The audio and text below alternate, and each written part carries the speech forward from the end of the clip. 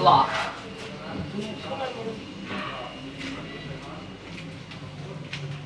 Ну, она не сделала тут, я не знаю. Ну, конечно.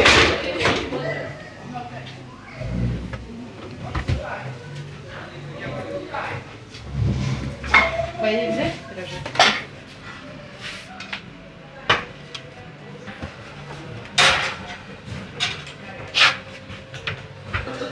Докатились.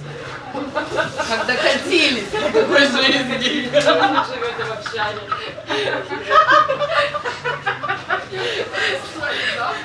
Сказать что-то, а я не знаю, что вот это вот.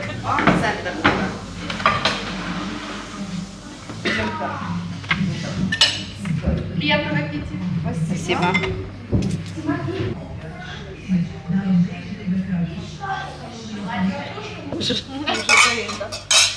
За победу ми цукаємося. Там біля тополі калина росте, мамині очі чекають тебе, сива у розпачі плаче, сина все чекає, та Бога вже його душа, мам. Я в бою за волю пішов вдалечінь, за правду і долю нових поколінь, за тих, хто в морі далеко, і з крилами лелеки повернуться живі. Все. Що син ушов на війну, а мама його жде, а його вже немає в живих. І він їй співає: мам, у Бога вже моя душа, я пішов в бой за волю, за правду і долю нових поколінь. Що не жди мене, що вже все. Мама.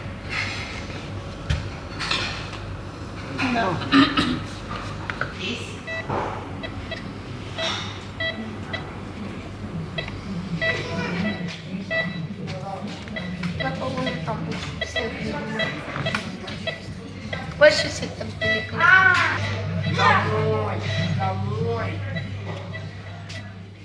Я должна была вести младшую дочку в садик, старшая должна была идти в школу. Но я услышала взрыв без 15-7 утра.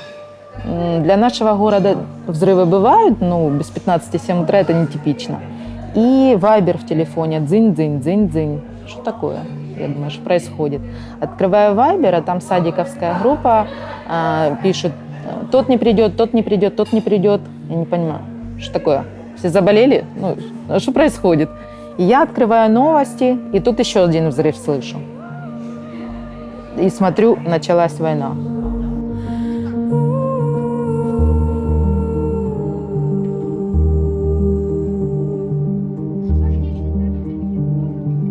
Страшно стало, паника какая-то. Что делать? Я боялась выйти из дома. Дети спали в коридоре, они это восприняли как приключение. Круто спать в коридоре. Мама разрешила спать в коридоре, как классно.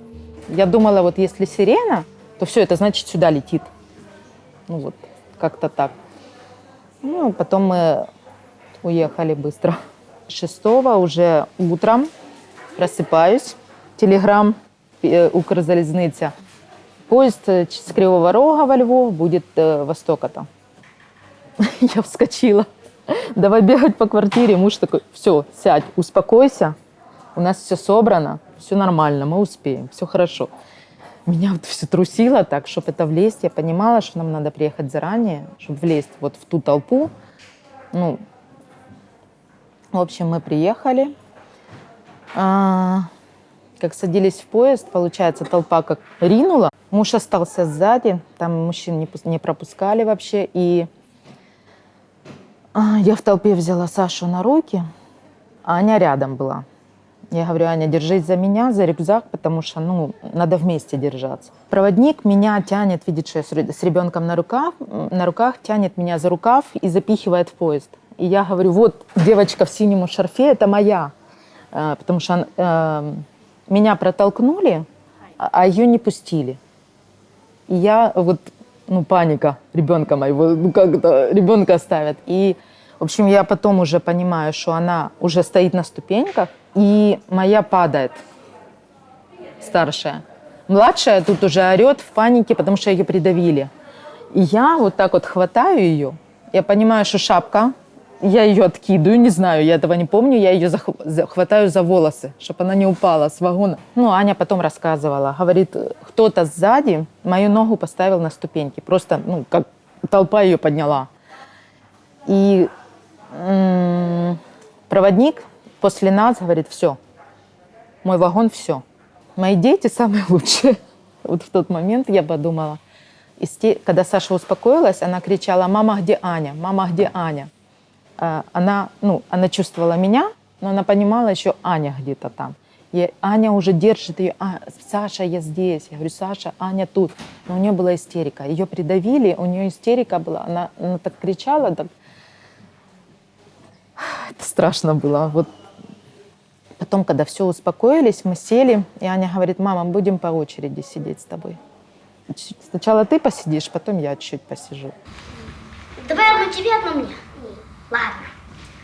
Держи. Опля. Ой. Я несу. Я знаю. Ой. О, у тебя домик получился. Больше шапочка какая-то. Угу. Огромная у меня. Это тебе. И у меня будет вот так он стоять. Нет, это твой душ, Саша. Это не домик.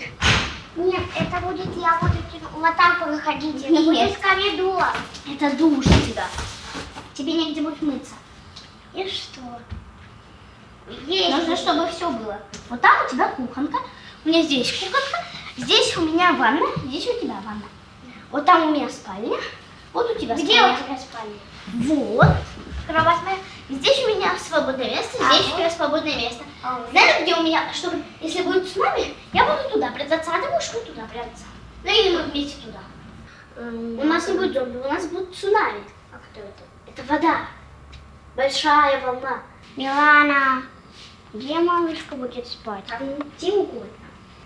Она будет со мной спать.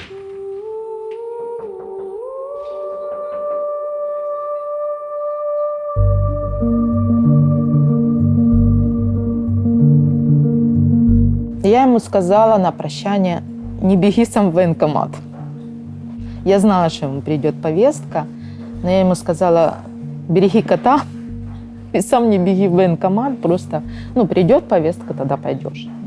Не спеши, не форсируй события. Мы ездили на Новый год в Париж, приехали 2 числа домой. Муж звонит, что его в больницу с ранением привезли в Днепр. Все, говорю, я беру билеты.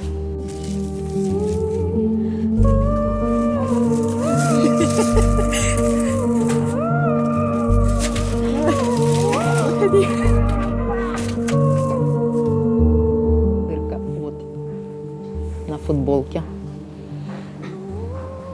И осколок он мне присылал, там маленький осколок, говорит, все, броник на себя взял.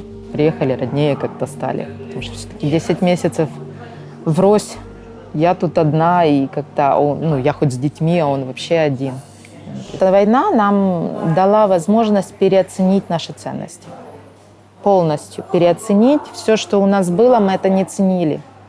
И только с этой войной мы стали по-другому все смотреть, на все другими глазами.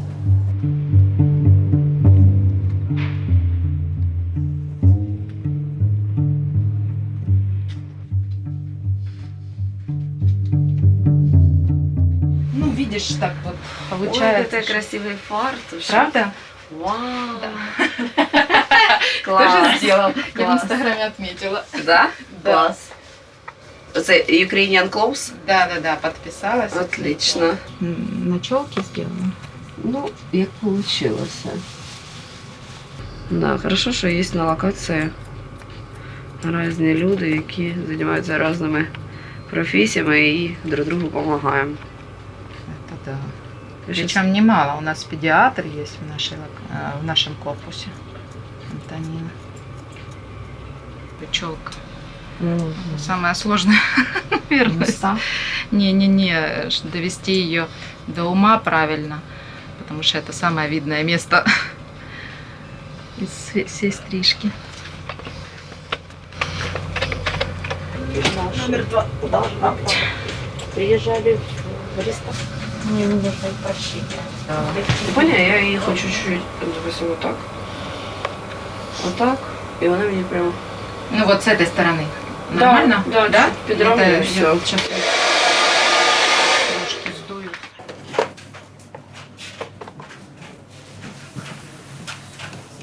Так. Ми футболочку беремо. Надпись. Зараз ми все слажуємо.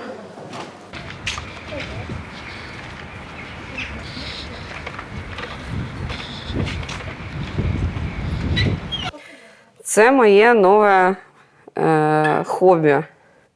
Я роблю футболочки з українською символікою до 24 лютого, до года війни. Люди купляють. Напоминаю про Україну.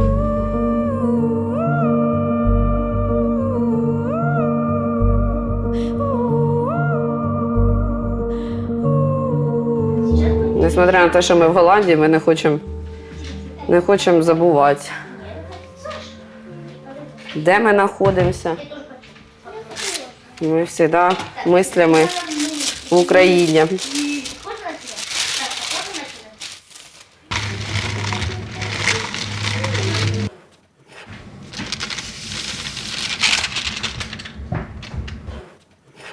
За год, коли почалась війна, я переїхала в Боярку, це Київська область. Я хотіла повністю поміняти свою життя, я хотіла стати актрисою і певицею. Ольга Кравченко – актриса, співачка і ведуча заходів. Заради розвитку своєї творчої кар'єри нещодавно Оля переїхала з Дніпра у Київ. Отже, зустрічайте у студії корисної програми Ольгу Кравченко. Вітаю, Олю. Доброе утро, Александр. І коли почалась війна, то, звісно, на моїй кар'єрі жирний крест поставився. Вот. І моя життя заново, я знову з нуля все почала. З 24 числа, в 6 утра мені позвонила мама, вставай, війна починається. Ми з нею побалакали, я положила телефон, думаю, та що шути, щось. Та ні, це неправда. І я лежу, і два вибуха. Туш, туш, туш. Я підорвалася, ми почали швидко, я вже зрозуміла, що почалась війна. Ми з парнем швидко зібрали вещи першої необхідності. Це було 7 утра, ми одразу побігли в банкомат, щоб гроші зняти. Зразу ми пішли їди купити, тому що ми розуміли, що це буде огромний ажіотаж, куча людей, огромні очереді будуть. А я ще там собак кормила бездомних.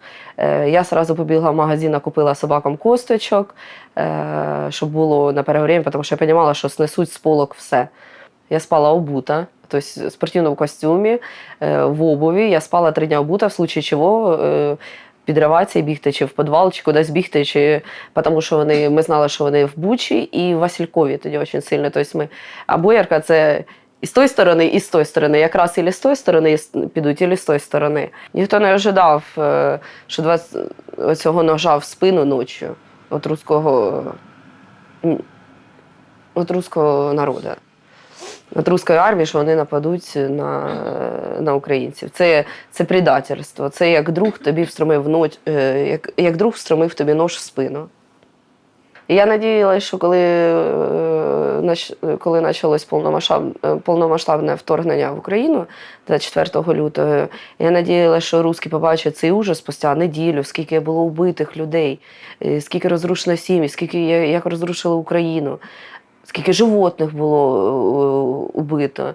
І я думала, що вони піднімуть восстання і вони остановляться. Тому що тільки русський народ може остановити Путіна. Я думала, що вони встановлять. Но, к сожалению, це не произошло. Як ми виїхали, був поїзд, евакуаційний поїзд Боярка-Львов. Ми їхали 12 часов в електричці, в темній електричці. Нічого, не дай Бог, телефон там, щоб ніхто не світив телефоном. Очень була ужасна паніка у людей. В електричці на полу сиділи люди, в туалеті сиділи, тому що не було місць, вона забита була. Вот. И приехали во Львов ночью на вокзал, 3 часа ночи. Было огромное количество людей, огромнейшее просто, я не знаю, миллиард людей, Всі хотіли виїхати, всі боялися, як ще жінок було з дітьми. Вот. І мене радувало, що коли я бачила людей з животними, вот, що вони їх не забули. Тому що дуже багато животних погибло. Но животних оставили. Вот. Звісно, Джеську я з собою, хоча мені казали, що оставляй її, тобі буде тяжело з нею. Я сказала ні. Тобто, коли я виїжджала, це був портфель з вещами і переноска з Джесі. Все, більше мені нічого не треба було.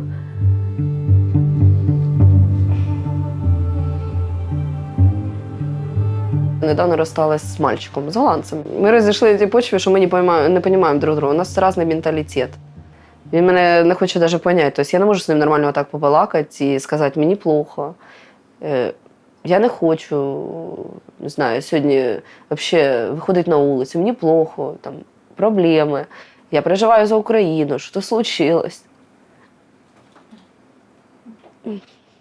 Ми просто різні. І я зрозуміла, що голландці – це не для мене. Слишком много правил, глупих правил. Наприклад, я не можу піти літом з собакою на пляж до 7 вечора. Я не можу, не знаю, якщо я бачу по дорозі, де то якісь фрукти або гриби ростуть, я не можу її взяти, тому що штраф. Я більш свободолюбивий чоловік. Ребенок з 4 років должен ходити в школу, оці велодорожки. Тобто марихуану можна курити в общественному місці, легально її купити, а грибочок ти не можеш взяти. Тобто, що в Україні не можна, тут це можна. А що в Україні можна, то тут не можна. От перший ночок ми ночували з парнем в підвалі. Це я наготовила в перший день, якщо вмирати, то щоб не голодними були. Нашла відео, коли ми приїхали во Львов в 3 часа ночі, коли ми пытались виїхати за границю. Отак ми гріли ніч, ось 8.03, 8 марта це було. Отак 8 марта ми гріли руки на вокзалі во Львові.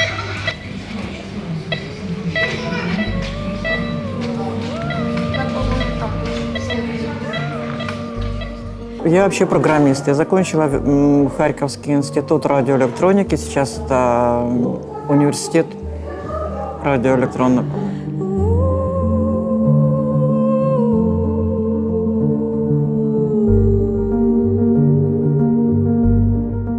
И всю жизнь проработала программист, потом как аналитик, и до сих пор как аналитик. Действительно занималась размещением объектов в пространстве. То есть авиация, космос – это как бы мои темы. 4 часа утра, 24 февраля. Постучал сосед. У него маленький ребенок и говорит: война. До этого он отвез жену и ребенка в Волчанск. Волчанск уже захвачен. В это время 4 часа утра дом вот так, 16-этажка, дом вот так вот ходит. Я смотрю, напротив, это район Салтовки, северная Салтовка наша, пылающая, все горит. Дома вот так вот, и все дрожит. Немедленно мы стали собирать людей, оповещать и быстро спускать всех в подвал. Подвал 16-этажки. У нас есть там и холодильник, у нас есть туалет, у нас есть электроплита, у нас все есть. Самое страшное было, что каким образом не испугать детей. Детей спустили в подвал, и начали мы с ними играть. Коридоров очень много, им это интересно, они там никогда не были. Им интересно, они начали бегать везде, мы делали паровозик, мы делали все, потом они стали делать всякие игры, устраивать, и ничего. Кормить, вот длинный стол, мы сносили абсолютно все, у кого какие запасы были. Нет света, не работают лифты, накормить нельзя, ничего нет. Что мы сделали? Вот здесь сработало уже вот соседское взаимодействие. Напротив дом у них есть газ. света у них может не быть, но есть газ. Они, приходите к нам, чай согреем. Люди очень сильно устали. Они психологически не выдерживают. Они постоянно в напряжении от того, что сирены бесконечные. Салтовка – это ближняя, это самая близкая сторона к Белгороду. И поэтому стрельба вся это идет оттуда. И если раньше Белгород приезжали к нам на выходные погулять, покутить и развлечься, то сейчас наши их просто видеть не хотят. Это красивейший город. У меня очень много с собой видео с аквапарками, со всеми. Это европейский город, который разрушен и которого восстановлению 30-40 лет – это такие огромнейшие деньги, что где их взять? Это невозможно. Ничего нет. Авиационного завода нет, институт авиационный побит. Также наше летное училище. От него тоже ничего не осталось. Территориально мы рядом. Подобное – это просто зверство, когда стирание с лица земли. От домов ничего не осталось. Это простить нельзя. Это фашисты не поступали так. Чтобы уничтожать детей, уничтожать все это просто стирать с лица земли. И сказали, что Харькова не будет. Да, одноклассники остались, потому что я родом-то из Пятигорска, Северный Кавказ. Но там была только школа, детство прошло. Так, вся юность и все это Харьков. Я к тому, что женщины могли. Вот я говорю своим одноклассникам сейчас, вы люди верующие. Вот говорит, что когда они стали верующими, я не знаю. Потому что, когда мы учились, такого не было. И вот сейчас говорю, как вы, матери, вы можете отпускать своих детей, убивать наших детей на нашей территории? Как вы можете это допустить? Ну вот забирают. Я говорю, что значит забирают? А вы можете все встать, объединиться и не пускать своих детей, закрывать? Пусть попытаются расстрелять вас кто-то. Ну как остановить? Ведь это просто безумие.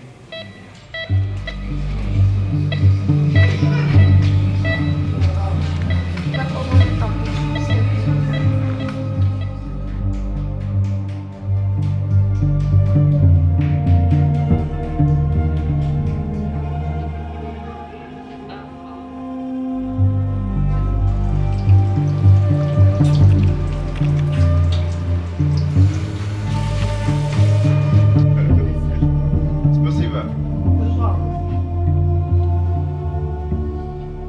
24-го нас собака 3 ночі вив. Проснулася, лягла спати в 4 часа утра, чи пів-четвертої. І проснулася в 6 часов, муж каже, почалась війна.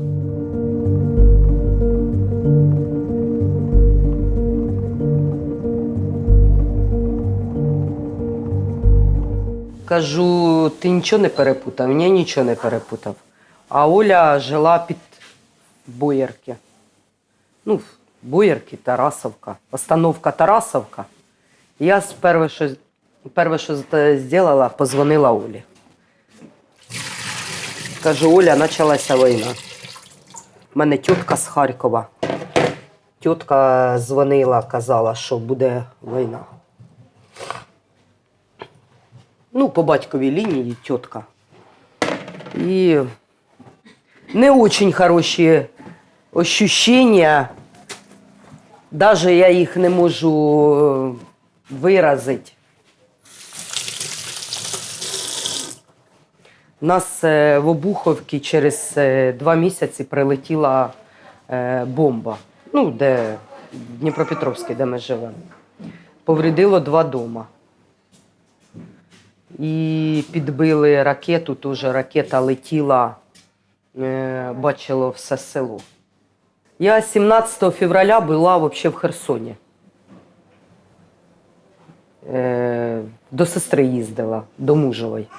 Ну і вона каже, оставайся ще на днів 2. Я говорю, ні. в мене було, я чувствувала, що щось нехороше. Зараз вони сидять в окупованій території, не знаю. Соль наша українська. Голландська соль мені не подобається. Вона просто не сильно сольона. Її треба багато кидати, а от українську кинеш соль, і вона, сольона сразу, нормально. Мені подобаються голландські, як вони називаються, типа тефтелі. Дуже вкусні, готові. Я таке вдома не купляю. І фарш я теж вдома не купляю, я сама роблю фарш. Я не предпочитаю купляти фарш. Я купляю м'ясо і перекручую на м'ясорубки. А тут такого немає м'ясорубки, то купляю фарш, перекручую цибулю на блендері і роблю котлети. У мене взагалі мати росіянка і баба росіянка, але я ні з ким не общаюся. Мати родилася в місті Свердловське моя. А баба в мене по національності удмуртка. Я візьму зараз цибулину, буду чистити цибулю. Родичі не осталися, я ні з ким не общаюся.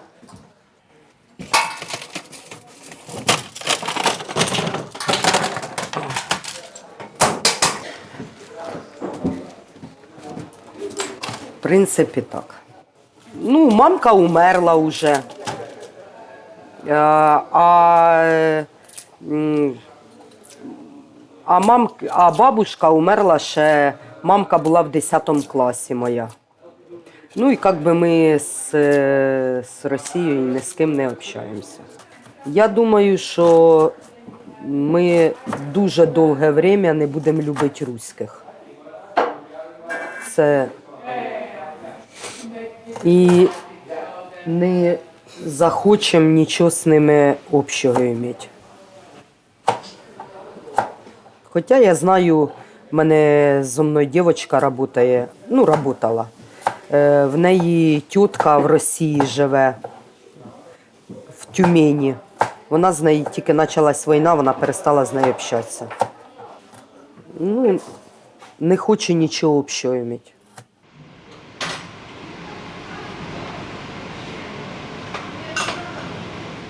Ми вже здружилися, Саша, Наташа. Ми совмісно готуємо їсти. Наташа дуже вкусну шубу готове, плов вкусний готове. Полтава 150 кілометрів від Дніпропетровська. Ми живемо по Полтавській трасі. 150 кілометрів Полтава. Це не менше там. У нас Полтавська траса рядом возле нашого поселка. Так що я думаю, ми будемо їздити. Это жопа никогда не заканчивается. Уже скоро. Муж там, дом там, все там, а я тут. Він каже, я остаюся, У нього зовсім друге мнення. В смислі, він не вважає мужиків, які виїхали за границю, ховаються за юбку. Він каже, я буду сидіти до останнього. Вся душа в мене там. Скучаєш? Звісно. Душа вся в Україні. Це понятно. Хочу додому. Слідуючий Новий год, я думаю, ми будемо вдома вже. Я уверена.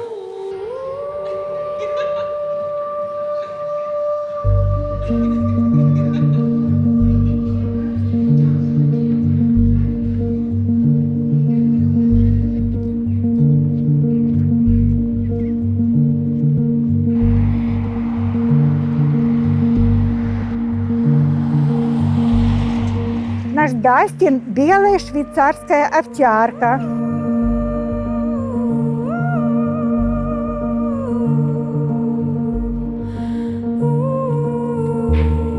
Началась война, мы уехали с дочкой, с 2 внуками, но для Дастина не нашлось места в машине. Мы ехали на легковой машине. Сзади 2 кресла для детей. Понятно, мы оставили его у родственников. И 10 месяцев он жил в Одессе без нас. Скучал, похудел, погрустнел. Да, Дастюня? Но в конце концов мы решили, дочка на машине поехала в Украину и привезла нашего любимого зверя. Когда дочка его только привезла, он целый день ко мне не подходил. Он помнил, что я его оставила. Он же плакал там за мной. И вот он целый день ко мне не подходил. Но в конце концов он простил меня. Это ж собачка, не всех прощает.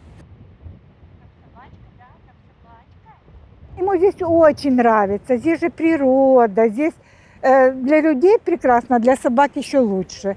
Но мы тоже не сразу уехали. Началась война, вот 24-го. Дома. Я дома была. И в 5 часов утра, Юль, там невозможно было не узнать. Там, как начали стрелять, я вообще не могла понять, что это за хлопки. Ну, петарды, не петарды, так громко. Что-то начало все дрожать. 5 часов утра. Я вышла на улицу, люди тоже повыходили. Я в частном доме живу, все повыходили на улицу. Потом я включила радио. Война. Представляете?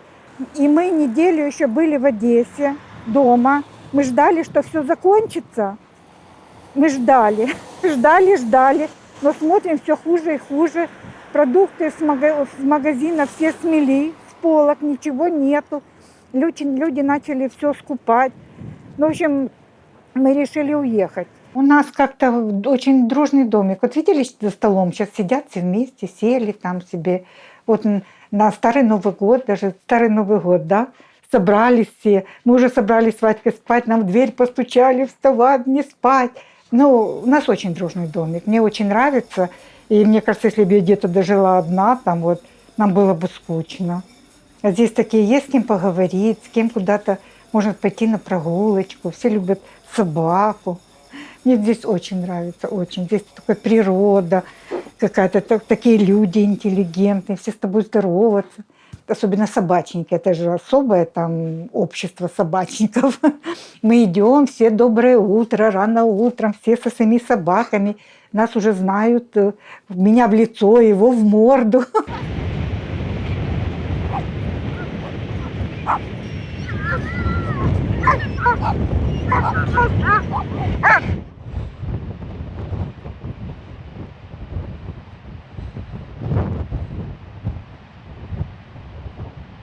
В Одессе говорят все по-русски. И у нас там как-то вот мы, веселые мы какие-то, компанейские, дружелюбные.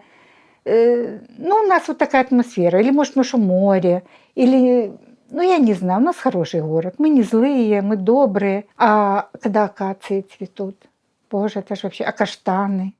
Это же любимое занятие вот теток в таком возрасте. Пойти на привоз, там поискать, что подешевле.